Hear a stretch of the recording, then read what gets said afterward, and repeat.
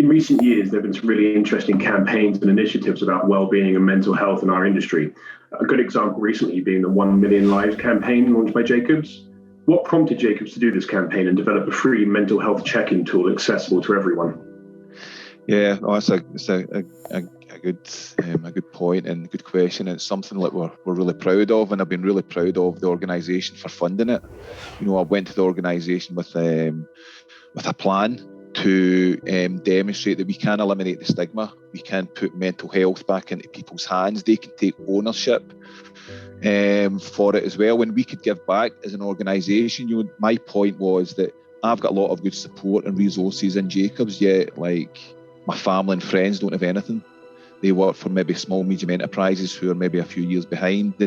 And the idea I sold was, let's give back, because if my family's mental health is impacting them, it's going to impact me as well. So if we can get as much support externally to people who maybe not get that, I think it's a great thing. So the reason why we kind of looked at that was obviously one of the reasons, but we ran a trial in our Australian business, Australia's biggest mental health check-in, going back to like 2016, something like that, 17, 18 maybe.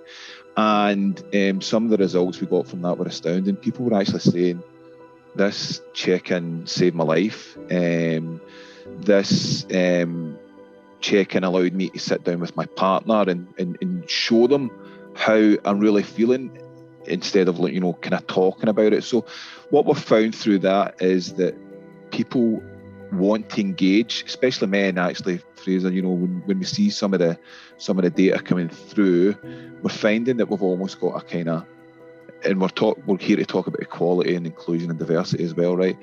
But there was almost a kind of, where there's a binary choice of male or female, we're almost got a kind of 50-50 split on people engaging with it. Yet we know that men in particular don't go and get mental health support. So from that perspective, men are quite happy engaging with it privately on their smartphone, and they can try and like do what I do, kind of try and process their thoughts and their feelings and how they can work out a plan to make it better. So that's really where it came from, and it's been like an amazing success. I think just now there's about 12,000 check-ins from a December launch, and it's something we're really proud of, and we're getting some interesting data. And in fact, I'm going to be releasing a thought leadership paper, I think this week on it, actually around what some of that data is telling us.